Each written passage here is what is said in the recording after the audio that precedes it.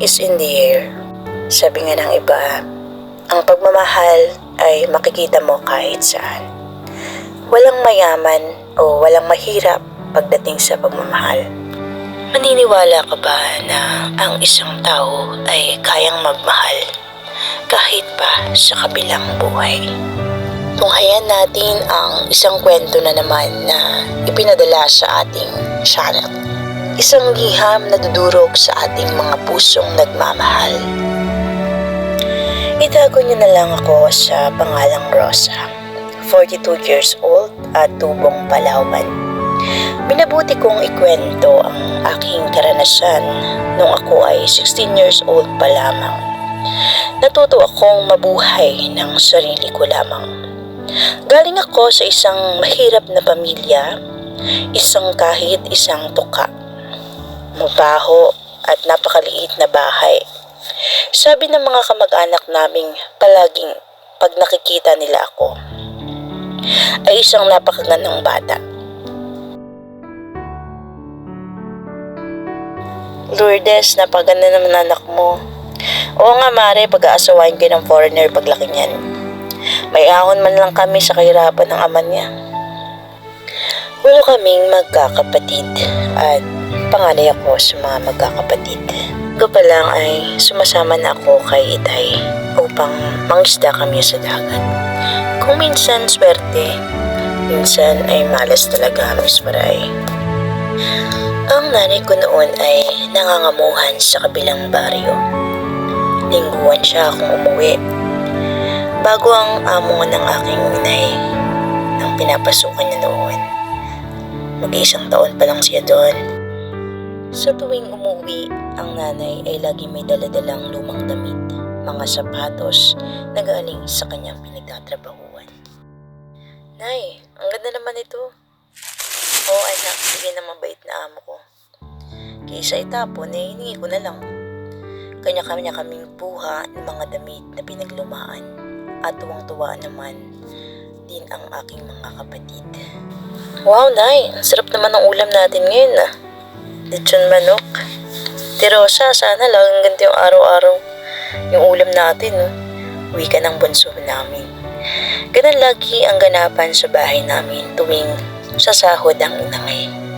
Second year high school ako noon nang bigla sa di inaasahang pangyayari ay nagkasakit ang inay Lourdes at kinakailangan kong huminto muna sa aking pag-aaral. At ako na nga ang bumalik sa aking inay sa kanyang pinagtatrabahuan. Nak, magpakabait ka dun ha. Nay, huwag ka mag-alala. Kaya ko naman basta huwag mo lang kalimutan yung gamot mong inumin. Uwi naman ako linggo-linggo ah. Napakabait mo naman, Rosa. Sabay yakap sa akin ng nanay Lourdes. Oh, bakit ka umiiyak? Mamimiss kasi kita ate. Uwi naman ako, ano ka ba? Ano gusto mo pag uwi ko? Wala. Wala. Gusto mo ng robot o maraming candy? Libag man sa kalooban ko na umalis ay kailangan talaga, Miss Maray. At inihatid na din ako ng aking Itay Ramon. Nak, sigurado ko ba na kaya mo? Po, syempre naman po. Ako pa ba? Maganda na, masipag pa ang pagbibiro ko sa aking ama.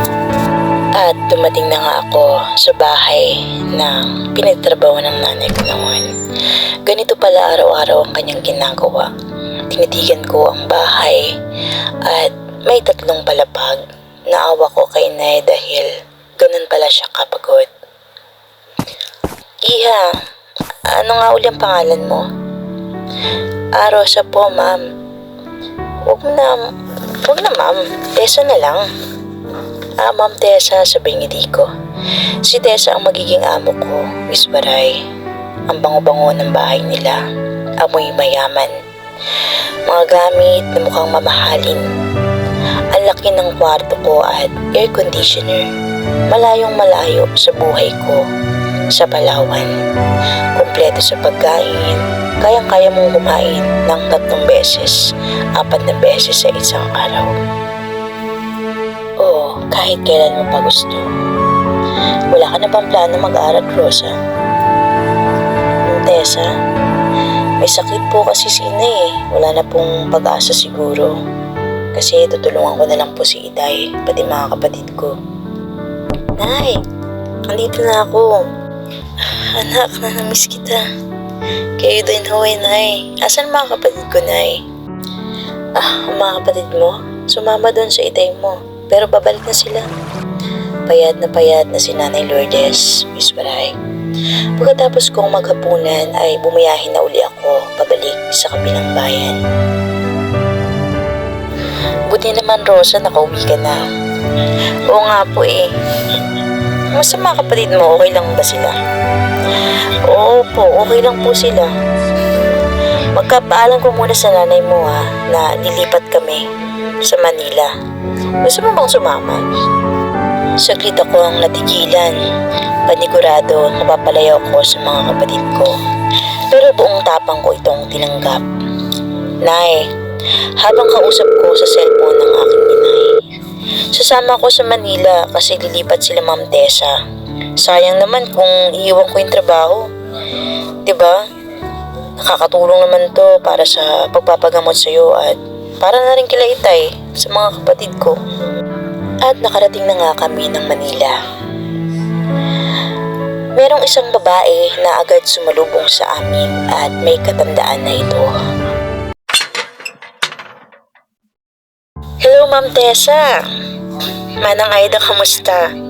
Okay lang, tagal niyo kasing nawala eh. Oo nga, Manang Aida. Ito kasi itong si Alex. Uwi doon ng Pilipinas na board ata sa US. Ganun po ba, Ma'am Tessa? Di mabuti. Kasama mo na yung unang TOU mo. Alex? May anak pala si Ma'am Tessa, Miss Baray. Nakita ko kasi si Beatrice, yung ampon niya. Alam ko, yun lang yung anak niya. Pero nagulat ako na meron pala siyang tunay na anak na lalaki. Hay nako, Manang Aida. Alam mo naman, mga bata ngayon, mabilis magbago ang isip. Pag na-boring, ayaw na nila. Kaya etong si Alex, nako, sabi niya dito na daw siya mag-aaral sa Pilipinas. Ganun ba, Ma'am Tessa? Kailan daw ba ang uwi niya? Next week daw. Tsaka, Manang Aida, pakihanda rin yung room niya ha. Para pagdating niya rito, maayos na agad yung room niya. Ayan anong pangalan mo? Ako po pala si Rosa. Ako naman si Manang Aida. Matagal na ako sa pamilyang ito. Ikaw? Bago lang ho, Manang Aida. Magdadalawang taon pa lang po. Ganun ba? Opo, bakit po? Nako, masanay ka na pag nandito na si Sir Alex. Sabay ngiti na Mika ni Manang Aida. Medyo suplado kasi yun, pero mabait naman. Ay, sanay ko sa ganyan. Naikwento nga ni Manang Aida, halos kalahati na ata ng buhay ni Sir Alex sa akin. Manang Aida, pakibigay ito kay Mami please. Isang napakagandang lalaki ang bumungad sa aking harapan. Miss Baray, may taas na 5'8", moreno ang balat, bilugan ng mga mata, matangos ang ilong. Maliliit na labi at maliit at pantay-pantay na mga ngipin. Napatulala ako ng mga oras na iyon. Ang bango-bango niya talaga, Miss Baray. Mga ilang minuto siguro akong natulala. Hindi nagkakalayo ang edad namin. Oh, ano tinitingin-tingin mo dyan? Tabi, dadaan ako. Ay, sorry sir. Sa akin na yung gamit mo. Sabay abot sa akin ng maleta.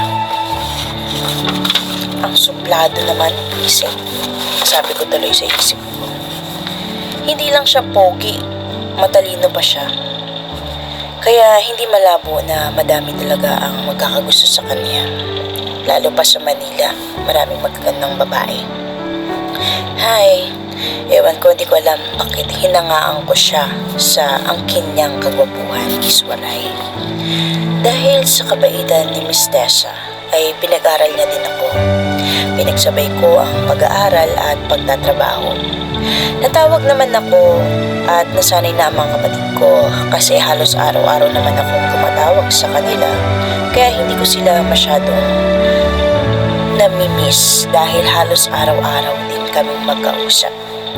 Sporty si Alex, mahilig sa mga larong basketball. At talaga namang varsity. Ang pakiramdam ko ay nagkakagusto na ako sa kanya, Miss Waray. Pero syempre, alam ko naman na paghanga lang yun. Hindi ko alam kung bakit sa tuwing tititig siya sa akin ay may kakaiba akong nararamdaman. Iniwasan ko yun pero parang mas lalong lumala. Ikaw ba ang maglilinis ng kwarto ko?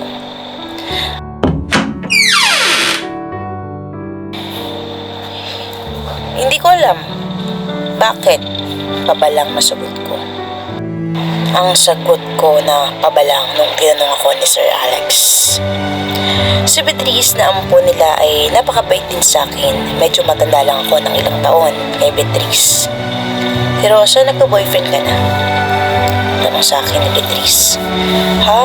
Oo, pero hindi nagtagal eh. Ikaw? Tanong ko kay Beatrice. Wala, pero may crush na ako eh, sambit ni Beatrice. Haha, ako din eh. Sabi ko sa kanyang ganon. Namuntik na akong madulas. Lagi kaming magkagalit ni Alex. Hindi ko alam kung bakit, lagang init ng ulo niya sa akin. Minsan naman ay nahuhuli ko din siya na tumititig sa akin. Ang ganda talaga ng mata niya, Miss Waray. Bilugan na maitim at may nunal na parteng kanan ng labi. Parang dream boy ko na talaga siya. And parang dream boy na rin talaga siya ng bawat babae. Sa ganong sistema, hindi ko alam bakit parang minamahal ko na siya. Aaminin ko na minamahal ko na siya, Miss Waray. Para kaming aso at pusa. Pag wala ako ay tinatanong niya kung nasan daw ako at tinatanong niya ako lagi kay Beatrice. Pag nandiyan naman ako, Miss Waray, ay inaaway naman niya ako. At ang totoong pakiramdam ko ay nararamdaman niya rin na meron siyang nararamdaman sa akin. Valentine's Day noon at binigyan ko siya ng letter. Ngunit patago at nilihim ko kay Ma'am Ness. At panigurado ay palalayasin niya ako sa kanilang bahay kung malalaman niya na nagkakagusto ako sa kanyang anak. Binigyan ko siya ng Valentine's card at tinanggap naman niya yun. Kalakip doon ang pag-amin ko na gusto ko siya. Palagi niya nilalagay ang sulat sa ilalim ng kanyang unan. Yun ang sinabi sa akin ni Beatrice. Isang araw, tinawag niya ako. Rosa, halika muna. May sasabihin lang ako. Natigilan ako, Miss Waray. Kahit na may dahilan ng pagtawag sa akin noon ni Sir Alex ay hindi normal sa amin ng mag-usap at lagi kaming magsusulyapan. Napaka-awkward ng oras na iyon at dahil kinakabahan ako baka makita kami ng mami niya ay agad din ako nagpaalam na di man lang niya nasabi ang gusto niyang sabihin. Sa mga nagdaang araw ay paulit-ulit na ganun palagi kami para kaming aso at pusa. Para kami na hindi naman. Ang hirap ng ganun.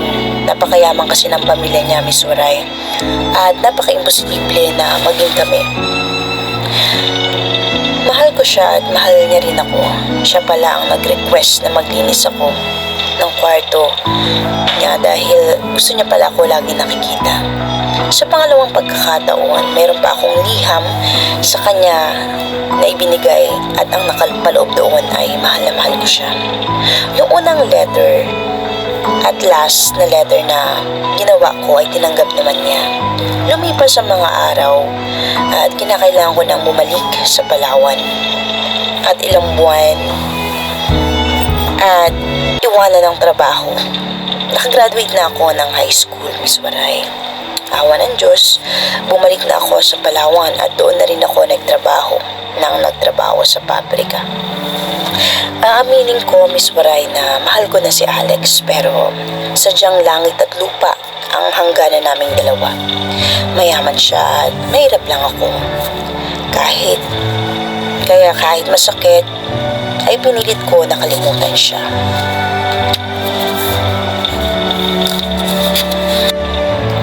Lumipas ang 6 na taon simula nang huli ko nakita si Alex at isang masamang balita ang nalaman ko. wala na si Alex. Hindi na daw nagising at tuluyan ng sumakabilang buhay. Palagi akong dinadalaw ni Alex sa aking panaginip at pilit niya akong niyayakap. At ganon din naman ako sa kanya, Miss Waray. Sobrang lungkot ko ng mga araw na yon na malaman ko ang nangyari kay Alex at napagulgol ako. Ilang araw din akong dinadalaw ni Alex sa aking panaginip, lalo na nung bago pa lang siyang namamatay. Isang bagay lang ang kinalulungkot ng puso ko, Miss Waray. Naalala ko nung panahon na gusto niya akong kausapin. Ano kaya yung gusto niyang sabihin? At ang pinakamasakit, Miss Waray, nawala na lang siya na di ko nalalaman ang gusto niyang sabihin. Hanggang ngayon ay nagpapanaginip pa din siya sa akin, Miss Waray. Hindi ko alam kung ano ang ibig sabihin ng aking mga panaginip. At sa panaginip na yun ay patuloy pa rin siyang nagpapakita ng pagmamahal sa akin. Maraming salamat, Rosa, sa pagpili sa aking channel upang ibahagi ang iyong buhay pag-ibig. Isa siguro sa mga dahilan ng pagpapatuloy na pagpapanaginip sa iyo ni Alex ay ang pagpapatunay na ang pag-ibig ay hindi lang sa mundong ito. Kung meron din sa kabilang buhay, lahat ng tao ay umiibig, nasasaktan at ang importante ay natututo tayong magpasaya sa ibang tao kahit sa sandaling buhay lamang nila. Maraming salamat, Rosa, at sa mga gustong magbahagi ng kanilang istorya, buhay pag-ibig o buhay katatakutan, maaari lamang po kayong mag-email sa aking email na nakalagay sa aking makikita na lang po dyan sa aking YouTube channel. Maraming salamat at isang magandang araw sa inyo lahat.